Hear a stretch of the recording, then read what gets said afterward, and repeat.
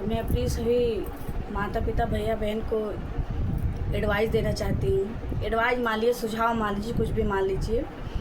तो मैं ये बताना चाहती हूँ, अपने समाज को ये बताना चाहती हूँ कि हमारे समाज में दहेज के प्रलोभियों ने ऐसा तांडव मचा देते हैं कि कभी कभी ऐसा होता है कि गरीब घर की जो बेटी होती है ना, ब्याह करना बड़ा भारी, बड़ा मुश्किल हो जाता है। माता पिता टेंशन में रातों दिन तो परेशान रहते हैं।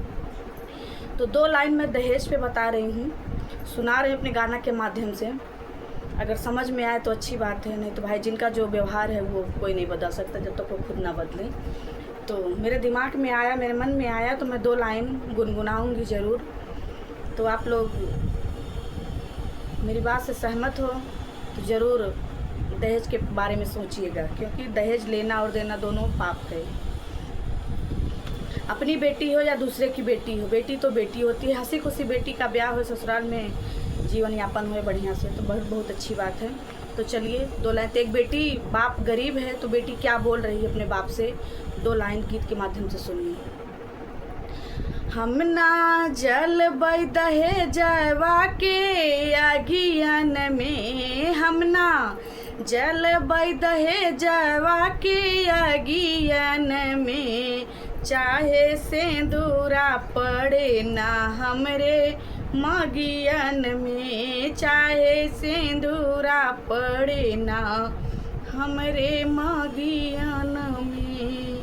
हम ना जलबै दहेजवा के अगियन में, हम ना जलबै दहेजवा के अगियन में, चाहे सिंदूरा पड़े ना हमरे मगियन में, चाहे सिंदूरा पड़े ना हमरे मगियन में। पापा से कही के माई लुगरी मंगायदा, पापा से कही के माई लुगरी मंगायदा, भैया से कही के माई मड़ई छवायदा, भैया से कही के हे माई मड़ई छवायदा। जिंदगी बिताइले बई आधी रोटियन में हो, जिंदगी बिताइले बई आधी रोटियन में, चाहे सिंदूरा पड़े ना हमरे मगियन में, चाहे सिंदूरा पड़े ना हमरे मगियन में। हम ना जलबै दहेजवा के अगियन में, हम ना जलबै दहेजवा के अगियन में, चाहे सिंदूरा पड़े ना हमरे मगियन में, चाहे सिंदूरा पड़े ना हमरे मगियन में। भाभी के लड़िकन खिलाए अपने ले बहो, भाभी के लड़िकन खिलाए अपने ले बई, सब करता ना हम भाभी सही सब ले बई, भाभी का ताना हम सही सब ले बई।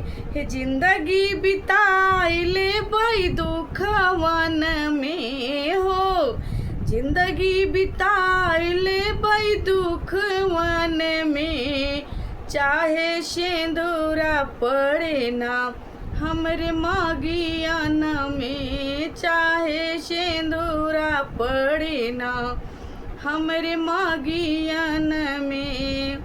हम ना जलबै दहेजवा के अगियन में, हम ना जलबै दहेजवा के अगियन में, चाहे सिंदूरा पड़े ना हमरे मगियन में हो, चाहे सिंदूरा पड़े ना हमरे मगियन में।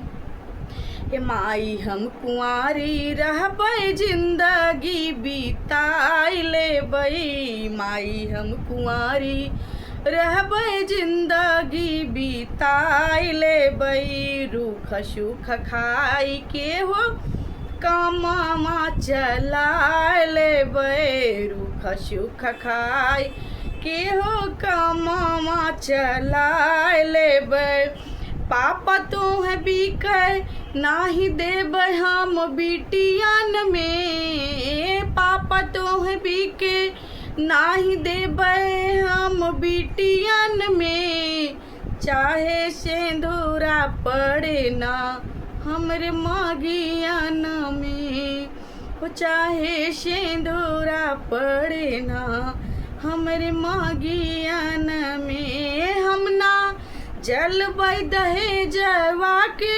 अगियन में हो, हम ना जलबै दहेजवा के अगियन में, चाहे सिंदूरा पड़े ना हमरे मागियन में हो, चाहे सिंदूरा पड़े ना हमरे मागियन में। तो सो गाइस हाथ जोड़ के प्रार्थना है, जरूर लाइन पे ध्यान दीजिएगा। बहुत दर्द भरी कहानी है कि कोई बेटी ऐसा ना रहे कि मायके में दुख भरी जीवन बिताए, सब अपने ससुराल में हंसी खुशी चाहे।